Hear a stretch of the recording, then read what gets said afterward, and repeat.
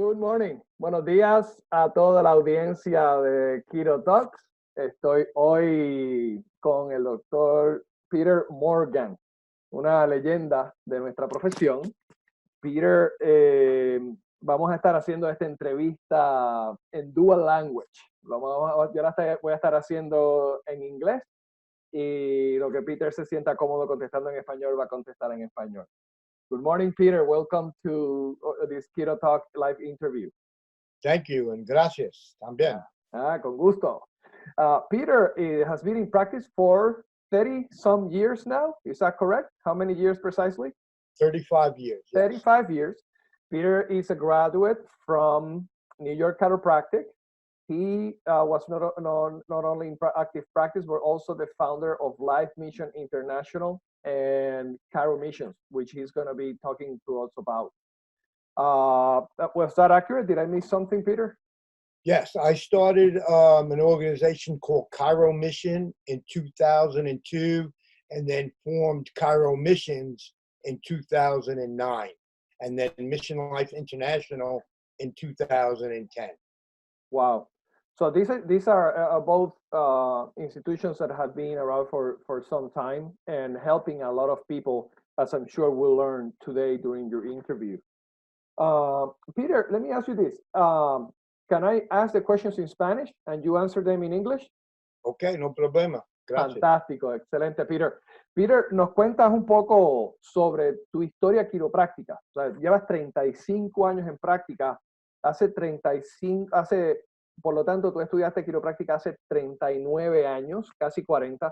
¿Qué ocurrió hace 40 años atrás que fue lo que sembró la semilla para tú lograr la misión de vida que estás logrando hoy? Okay, so yes, I've been studying chiropractic for 39 years, and I had a chiropractic office for approximately 17 years in New York City. Now I'm there 35 years, but about 17 years ago, in 2001, our city of New York was attacked by terrorists, and our Twin Towers came down. And I happened to be at that time on the executive board of the New York Chiropractic Council, and also became the president of that organization. And I'm still the district president of Manhattan to this day. And when the Twin Towers came down, our organization contacted the Red Cross, and we, for the first time, our profession officially worked with the Red Cross. And we had people coming, chiropractors coming from all over the United States and Puerto Rico to serve at the site of the Twin Towers. And we were there for 9 months in 5 respite centers. And so that was my first mission trip. Wow. And after that, I started QuiroMissions. Of course, por supuesto que recuerdo el evento de 9/11, eso creo que nunca la humanidad se va a poder olvidar de eso, pero recuerdo claramente los esfuerzos quiroprácticos liderados por tu organización en aquel momento, ya hace un número de años atrás, y fue admirable la labor que se hizo, no solamente la labor que se hizo, sino el que se lograra de una manera organizada con la Cruz Roja. Sí, es verdad. ¿Fue complicado eso o la Cruz Roja responde inmediatamente al acercamiento? Y yo no entiendo esta pregunta. Was the Red Cross receive you easily, or was there some bureaucracy behind it? Okay, so what happened, there was a guy serving down there, a doctor of chiropractic by the name of Gary DiBenedetto. And Gary was adjusting firemen. And then this was on the first day. And then immediately some people came from the Red Cross and were trying to, some security were trying to move him out. And the firemen said, no, we want the chiropractors here. And then and Gary spoke with the president of the council, Ellen Coyne, and me. I was the executive, I was the vice president. And then we basically initiated the Red Cross working with us. Wow, fantastic. How long was the chiropractic group present there for? We were there for 9 months. In 5 Oh my God, wow. And my job at the time was to coordinate the chiropractors from all over the country and Puerto Rico. When they were coming to serve, I would basically schedule them. And then after the 9 months, I went to the Dominican Republic with my wife and a guy named Todd Harold, and we were asked at the hotel if we could help someone take care of the mother who was very sick. And then we went to the little village, which was less than a mile away from the hotel, and it was a little village with just so poor, with just huts and Wow. shacks, and we put on our tables, and all these people wanted to come to get adjusted, and I said, this has to be a mission trip. And so our mission started right after that. Wow. And Knowing the Dominican Republic, as a Puerto Rican, we were close by and we traveled to the Dominican Republic. And you and I actually met at the Dominican Republic. I can just imagine the contrast, the luxury and the comfort of the hotel, and only a mile away, this scenario in which you find yourself taking care of people. Was that the case? it was dramatic. And as a matter of fact, when I went to do, I thought I was going to do a house call, but the shack was so small, we couldn't put our table in the shack. So we put our table in front of the shack, and that's why so many people started watching and then wanted to be adjusted themselves. Wow. So that was the beginning. And when was this? What year was this? This was in 2002. And then what happened, I started leading mission trips. I'm a speaker at a seminar in New Jersey, which is happening in 2 weeks, called New Beginnings. And I made some flyers, and then I had 7 people come on a mission trip with me. Then it came back, and I had testimonials. Then I had 14 people, to a point where I had 106 people, and MTV and the World Record Book in 2008 came to the Dominican Republic and Haiti and witnessed everything that we were doing, and we created some world records as well. Wow. Peter, is there somewhere videos or images of these events that our audience can locate and look for? Yes, I have a YouTube channel, Dr. Peter Morgan's QuiroMissions, or I have on my website, QuiroMissions.com and MissionLifeInternational.com. Mission Life International started in 2010 because I was leading a mission trip in Haiti in January of 2010, and our mission trip ended one day before the second worst earthquake in man's history. And then I went back 3 days later, and a team of chiropractors came 8 days later, and we served in Haiti during the earthquake. And that time, I interviewed everyone on the plane that was going down 3 days after the earthquake and asked them what was their mission. And that's on my YouTube channel as well. And people were saying, like, we're going to open up hospitals. We're going to do amputations. And one fellow said, I'm the president of the International Lions Club, and we're going to deliver 2,000 tents. And I had my patient with me who was a famous actor in Haiti, and he had a big piece of property, and we were given 75 tents, in which over the next several weeks, we took in over 1,000 children who became orphaned in 1 minute after the earthquake. Oh my God. Wow. And from 2010 to 2012, we placed over 1,000 children with Haitian people who lost their own children. And to this day, we've still been running the only chiropractic orphanage that's fully run by chiropractors and funded by chiropractors. To this day, we're the only chiropractic orphanage in the world. And yesterday, I just came back from my 96th mission trip, and we had students from Life University who actually get credit for coming on the trip from their school. Wow, so, fantastic initiative.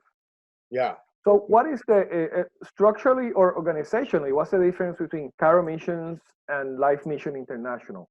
Well, QuiroMissions is my mission. When people want to come on a chiropractic mission trip, QuiroMissions is the entity they sign up to come on the chiropractic mission trip. Mission Life International is a nonprofit organization that runs the orphanage, that also runs the mission trips, but those mission trips or perhaps non-chiropractic mission trips, like Christian mission trips, Okay. public mission trips. So that's the only difference. So this Life Mission International makes this even bigger than chiropractic. Takes it. Yes. Wow. Yes. Fantastic. How many children are you taking care of right now?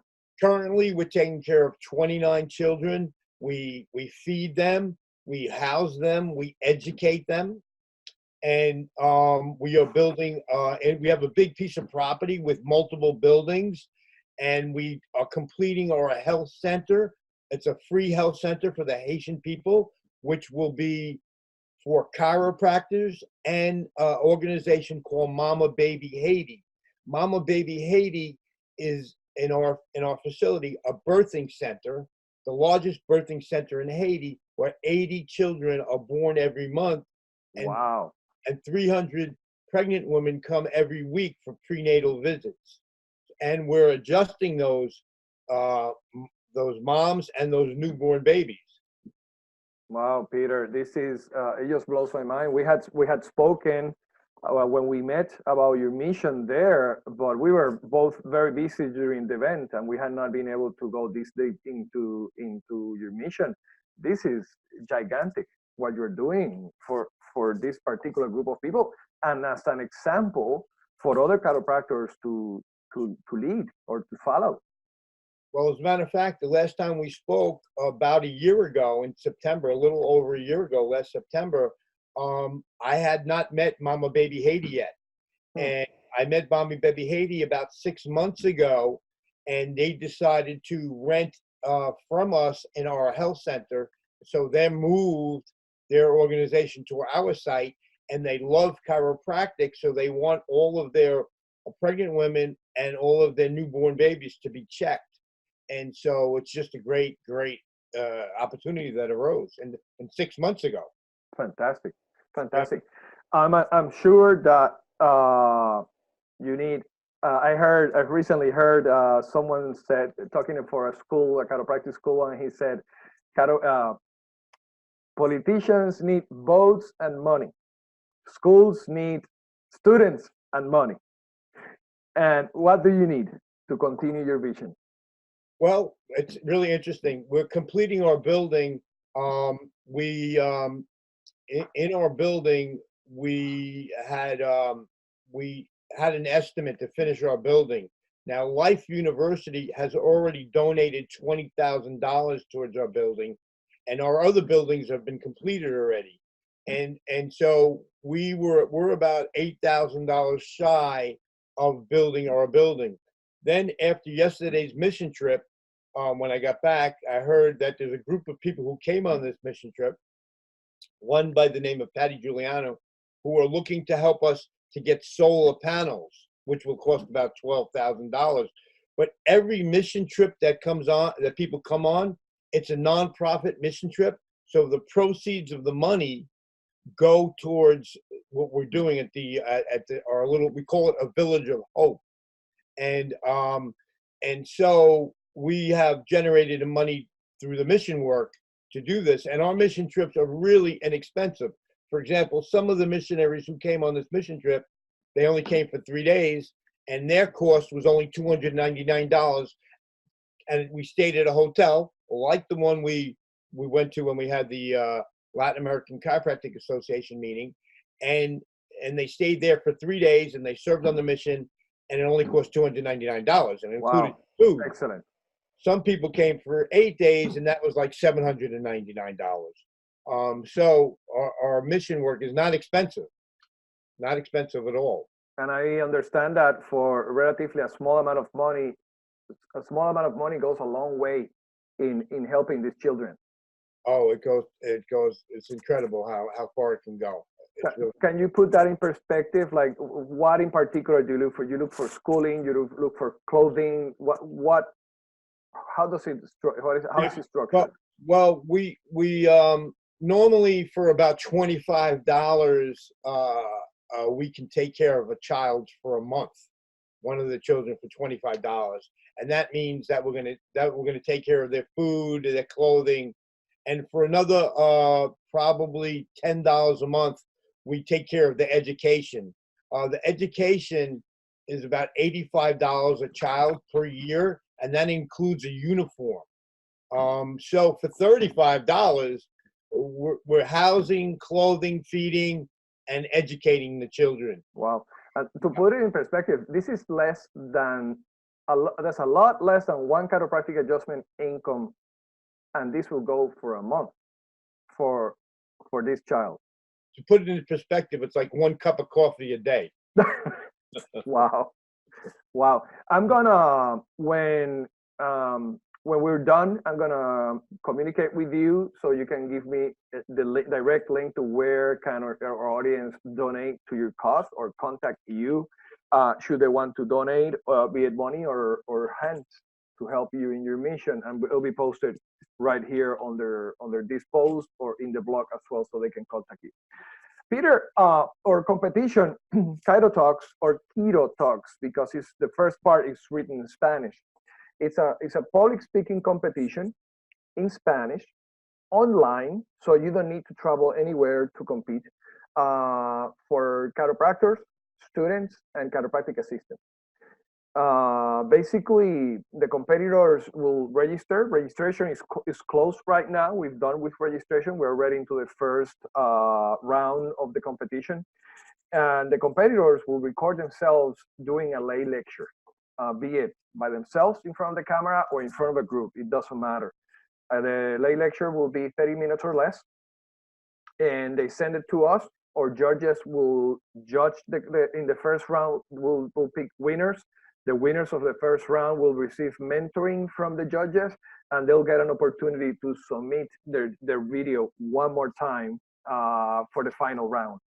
And then the winners will go to the first prize is a all expense trip to Chiropractic Eficaz, the largest Spanish chiropractic event in the world, which will be held next year, May 15, 16, and 17 in Villa Carlos Paz, Córdoba, Argentina. So our focus for our audience is public speaking. What's your posture? What's your opinion on the importance of public speaking, be it to crowds or one person in chiropractic, be it for chiropractic, office development, the future or the profession, or the type of non-profit work that you're doing? Esto es muy importante porque es una comunicaciones con la gente, es un conectado con todos que de nuestro trabajo. So, entonces, es la más importante parte de nuestra profesión, es un comunicarse con la gente. So communication is so important, so that people can understand fully what we do with our profession, and to show how we are really the greatest humanitarians, because we're not putting anything into your body as chiropractors or taking anything out of your body, and we're helping people with our hands. And some people choose to call it nature. I choose to call it God. But we're helping people. And so I would also like to contribute to your cause. And if you want to have, I don't know how far your prizes go, a third, fourth, or fifth, or sixth prize. But if you want to have a prize where someone can win a mission trip, one of your prize winners can win a mission trip with my organization to Haiti. Certainly, or the Dominican Republic, where they can speak Spanish. I'm gonna take your word. I'm gonna take your word on that. as another prize that people can win, and it'll be a 4-day trip. We have an 8-day trip, but I can donate a 4-day trip to your organization. Fantastic. We'll coordinate everything off the air. I didn't expect that. That is excellent. And something tells me that right up the alley of the kind of people that will participate in Quiro Talks. Usually, we know that chiropractors that are committed to their public speaking and delivering the message, most of them are committed chiropractors or committed students in their professional development and would love to participate in something like this. Thank you so much, Peter. In your walk, in your path, in your professional path, who has been within the chiropractic arena um,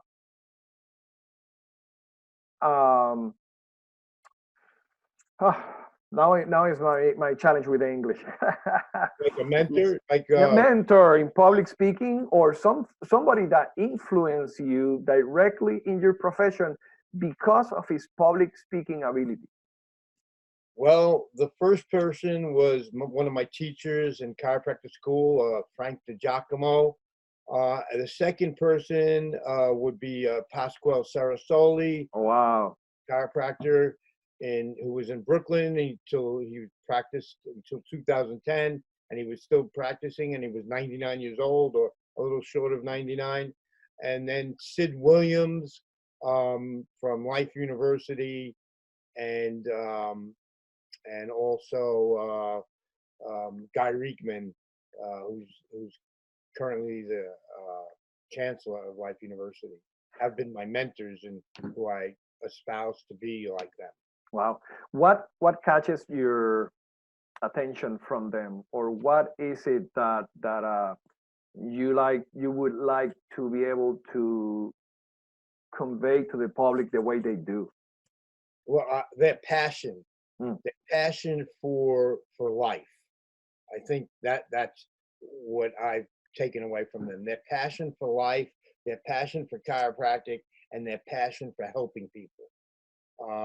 Because chiropractors are about helping people. So the passion for helping people.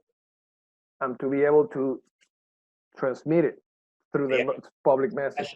The passion to communicate that passion as well. Yes. Wow. Yeah. Fantastic. What is one question that I ask all our interviewed is, what is the when you hear, be it professionals or students doing their public speaking, what is a mistake that typically catches your attention when it happens, and when you're listening to someone? Yeah, the typical mistake that I see as the biggest mistake is not letting people see their passion. And because you can make mistakes in language, you can make mistakes in pronunciation, but when you have a passion about something, that comes through with the communication from heart to heart. So people who don't connect with the heart to heart are not as effective. The emotional component of touching someone's heart speaks louder than the words and the pronunciation. So I find that missing in some of the talks. Wow, excellent. Thank you so much. Thank you so much, Peter. What is next for QuiroMissions and Life Mission International? Well, let's take them apart. What's next for Life Mission International? Okay, so for Mission Life International, our next project is to complete our building and start Mama Baby Haiti in our building. They're moving from one place and they're coming into our building. And so our mission is to teach people, chiropractors, about taking care of pediatric patients and taking care of pregnant women. So our next mission is to educate chiropractors on with their hands, not just we'll do classroom education, but also to have a hands-on workshops with pregnant women, many pregnant women, and many newborns. I don't see in our profession a educational program where people can get their hands on babies that are just born. Yes. Aside from my own, I've adjusted my own 3 children when they were born, but I've never really been in a hospital and adjusted other newborns. So that's one of our missions now, is to check babies, because as we know, when a baby is being born, their head is twisted and turned. And so we want to get from the get-go correct those subluxations from the very get-go. And if we could do that, I think we can help humans progress to even a higher level, because they'll be free of interference from the get-go. So that's our first mission right now. Putting things in perspective along that line, on any given week, how many babies are being delivered in this environment that you're describing? Yes, right now in their current building, they're seeing about 20 to 25 newborns every week. Currently, Wow, that's going on right now. that'll be structuring what you're describing will be an incredible opportunity for chiropractors, because most of us have studied pediatrics, but never even with a real baby in the room. I mean, you're studying a fully academic and demonstration structure at the event, and then you are alone and by yourself in the practice when the opportunity to adjust a baby finally arises. What you're presenting is just a fantastic opportunity for chiropractic and chiropractic. And besides that, also besides the newborns, we're seeing adolescents. So, for example, the mission trip just ended yesterday, the 8-day mission trip, and I estimated that we saw 33,000 children in this last week with our 50 chiropractors, because we are in schools in the Dominican Republic where we have 50 schools that have over 1,000 children that we can go there and we can examine and check and adjust. So just on a typical mission trip, this last mission trip, we were in approximately 20 schools. And so we saw about 20,000 children just in these schools. And Wow. so on the street of Haiti, we saw an additional 13,000 children. So, yeah, and that's just this past 8 days. Wow. And I just got back yesterday. These numbers are beyond comprehension. I guess that the only way to understand this is being there. Yeah, words can't really describe it. One thing that always has intrigued me from the, let's say, historical angle of chiropractic and its philosophy, science, and art is the type of patients that our forefathers, be it DD and BJ, took care of then in the 1800s. And by that I mean people that did not have cars, people that ate fresh fruits, fresh vegetables, great meat. They didn't have TV, they didn't have computers, and so on. So in essence, they were healthier people. So we know that that kind of person will respond even better to chiropractic than us from in the modern world, with all the computer and the stress and the cars and the seating and the sugars and so on and so forth that we are bombarded by. And thinking about that,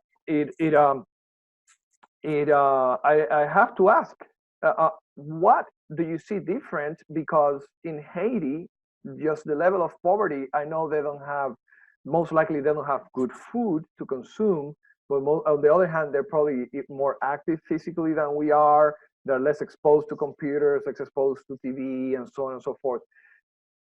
Do you see that being expressed in their success rate with adjusting these people? Is there a difference between adjusting your typical American than to adjusting your Haitian patient? As a matter of fact, I find a huge difference. In Haiti, the people are very poor. They're the poorest nation in the Western Hemisphere. However, nutritionally wise, there are people that are starving in the country, but for the most part, God has given them fruit on their trees. Mm-hmm. Every tree has fruit there.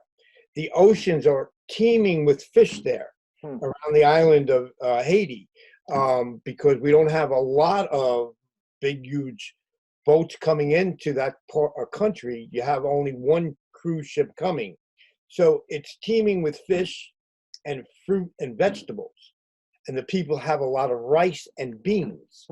So from a nutritional perspective, I don't see them, except for the people that are starving, because in the inland, there are people who have no food. But they don't have mortgages, but they live in shacks on dirt floors. they don't have many of the things that we have, but I find them to be very happy. They're very spiritual. And if I can just give you an example briefly, in the United States of America, when a person who is a young lady, could be 14 or 15 or 16 years old, and they become pregnant, it's a huge, huge problem, and many times resulting in abortion. And in Haiti, many people have 4, 5, 6, and 7 children, even though they're very poor and living in a shack.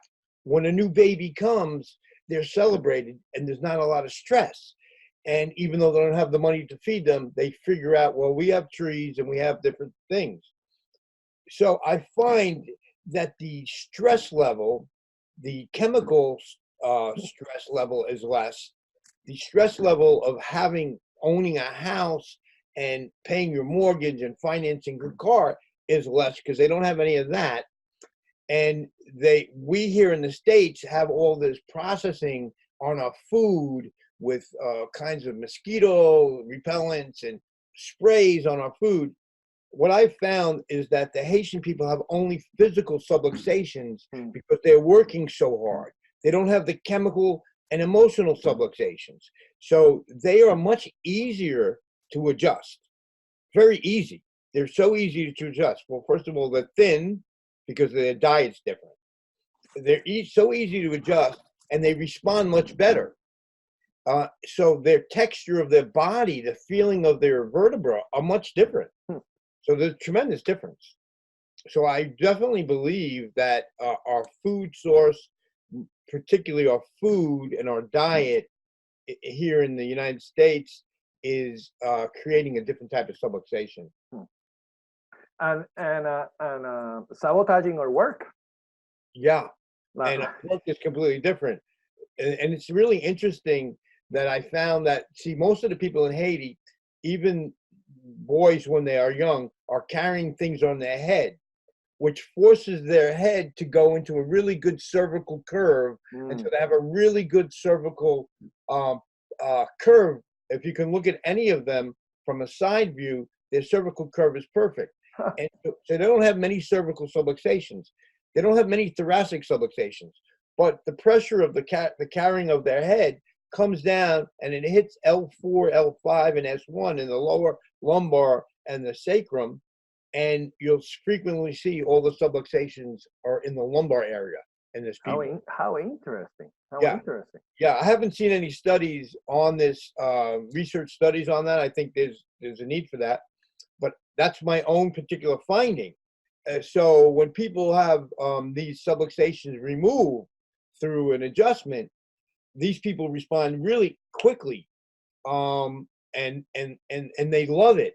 So when we put our tables out in Haiti, because there are no chiropractors in Haiti, just my mission organization, people line up forever.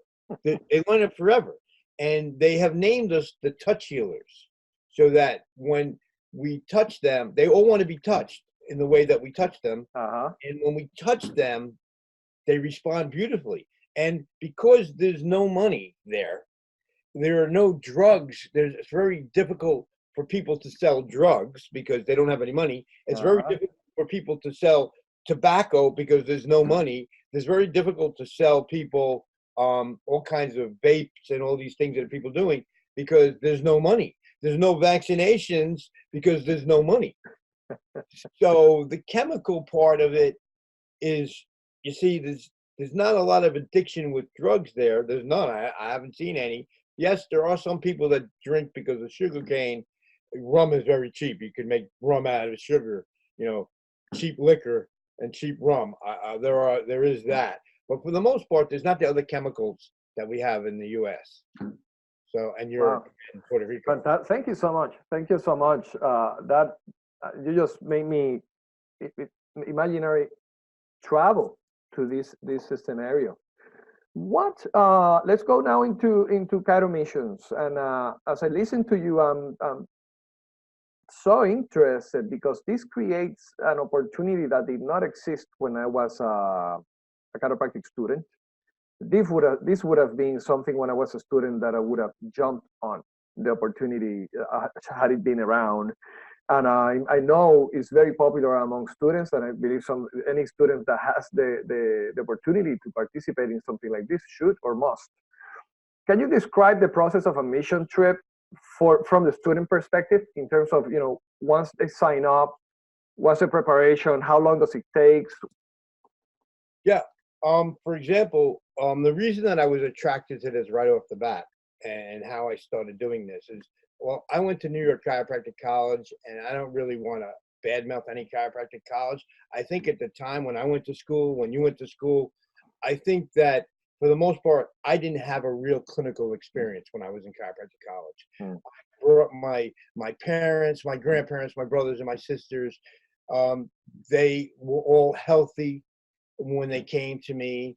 I didn't really have clinical, I just needed to get my numbers so I could graduate. I didn't really have this clinical experience of people coming to me in clinic that had real problems. Sure. So when I started this mission trip, I automatically wanted to have students because I wanted them to have a clinical experience. And so that's what I've created, is having a clinical experience for students to come. Now, the trouble that I have, it's easy for me to attract students, but it's harder for me to attract doctors. Okay. I always want doctors to come. And so that's the harder part for me, is getting doctors to come. Students, they want to be the greatest that they can be. So they're looking for that clinical experience. Now, I didn't go on a mission trip for 17 years, and I was practicing for 17 years. And my clinical experience in college was not great. And so, yeah, if you would have been able to have this experience when we were in school, it would be great. So I've approached many schools over the years to make this part of their experience. And then 2 years ago, Life University came on board. So in these last 2 mission trips, Life University students that are in clinic have come. They had to do some paperwork. They had to examine and do paperwork on the first 2 mornings of the trip, and they got 25 credits. Wow. And a 3-credit course. And then for the next 6 days and the 2 afternoons, they were able to participate like everyone else on the same mission trip. So when a student registers to this mission trip, I send them an email, explain what they need to bring, what to expect. But on this last mission trip, something happened that never happened before. There was a group of 22 students that joined an organization called Kairos. It used to be the Ninja Chiropractors. Ninjas. They were just in Puerto Rico this past weekend. And those students trained for 12 weeks before the mission trip. They got up every morning at 5 o'clock in the morning and were doing, all kinds of exercises and types of, toggle work where they did this for 12 weeks. And when they came on the trip, because we see so many people, they were physically able to deal with that. But more important than the physical component, the preparation of physical work gave them a mental preparation. Their mind was ready. And those students were up at 5 o'clock on the mission trip. When we were frequently on the mission trip, I got to get students waiting because the bus is there. The students are late coming out of their rooms. But when these people trained for this, they were up at 5 o'clock. And when we had to go, it was never a problem. And organizational wise, they were trained. So they all were always on time, always ready and willing to help. So certainly I would love to see that. For the most part, the students are very hungry because they want to be the best that they can be. And here's what I found that to be very different that I can't even explain. When a student comes, and they might have not a lot of experience, right? They haven't put their hands on a lot of people. But we teach them in the first day, the first session, we do some work with them before they go out. And we teach them about intention. And I've seen students who've had miracles with patients in Haiti and the Dominican Republic just on palpation. Because if you palpate their spine and you get in touch with, some people might call it nature, some people, I call it God. But if you get in touch with the source and you connect the source with that person on your table, it could even be done with just palpation. Wow. That's why some techniques like tonal techniques, there's not the osseous component. But here's the thing that I found also, that there's so many people waiting for the students on the table that a typical student, like when they're in a seminar back home, they'll be going like C1, C2, and then, oh, C1, C2. Here, when there's people waiting for you lined up, the educated mind gets out of the way. So there is no time to do too much, and they get right into it. So frequently, after like the first 5 or 6 people, they're getting their first audibles, they're moving the bone, and it happens very quickly on the mission trip because they don't have any time to think. They just have to do. Uh-huh. And so we get great results. No one ever complains. We've never had any mishap with any patient. So even for students who don't have a lot of experience, they get wonderful results. And that I can't explain except that their intention is right. Wow, fantastic. This is so amazing, Peter. Thank you so much for sharing that.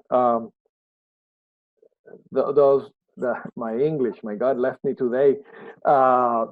Sharing the story and what goes on with the students and both doctors during the events. I'm just traveling there, which means I need to go there. I guess soon you will see me as one of the members of one of your mission trips. And here's the interesting thing, Carlos. We have a hotel. It's the most interesting hotel in the world. And I didn't know about this hotel when I met you last year. And so the hotel that we're on right now is on the border of Haiti and the Dominican Republic. The hotel is actually in 2 countries. Wow. But we are only in one. So for example, this last trip, we did 4 days in the Dominican Republic and 4 days in Haiti. And both countries are dramatically different. But when we we all flew into the Dominican Republic. And when we entered the hotel, we were in the Dominican Republic. But after 4 days, we exited the Dominican side. We went to the border, got our passport stamped, and then we came from the Haitian side. And now we were in Haiti, but we were in the same hotel. In the same hotel. And we had to exit to Haiti every day. You couldn't exit the Dominican Republic. Wow. What an experience. What an experience. Some people just did the Dominican Republic part. Some people just did the Haiti part. And most of the people did both parts. Fantastic. Peter, I thank you so much for the opportunity and taking your valuable time for our interview.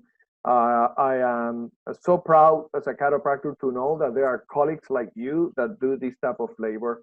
You have my complete respect, admiration, and support. And I'm sure the people that are listening to this interview as well, and everybody that knows you. I will contact you later to get the information and post it as it relates to this video so people can contact you. And thank you so much. Continued success in your mission, service mission, and please count with us to help you do that. And thank you, Carlos, and keep bringing forward your communication to the world, because without your communications to the world, without your show, people don't understand what we're doing. And I really appreciate you having me on your show. Thank you so much. Thank you so much, Peter. Bye-bye. Yeah. To Peter and to our audience. Hasta luego. See you soon. Adios. Bye-bye. Bye.